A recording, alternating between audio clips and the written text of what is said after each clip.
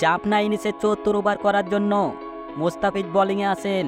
প্রথম বলে মুস্তাফিজকে ৪ হাঁকান কুসেল ম্যান্ডিস মুস্তাফিজকে প্রথম বলে ৪ মারলে বিষয়টা ভালোভাবে নিতে পারেনি ফিজ। তাই তো তার চোখে মুখে আক্ষেপ, এবং ইনিংসের ৭৪ বলে সে আক্ষেপ পূরণ করেছে মুস্তাফিজ রহমান। দুর্দান্ত ডেলিভারি, দারুণ সুইং ছিল বলটিতে, এবং তাতে স্লিপে ক্যাচ তুলে দেন কুসেল ম্যান্ডিস।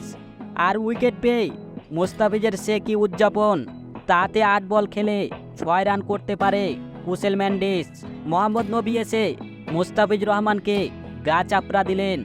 এতে মুস্তাফিজও ছিলেন বেশ খুশি, কেননা তার সুবাদে প্রথম উইকেটের দেখা পায় ডাম্বালু। আর মুস্তাফিজের বলে উইকেট বিলিয়ে দিয়ে আক্ষেপে পড়ছিলেন কুসেল ম্যান্ডিস।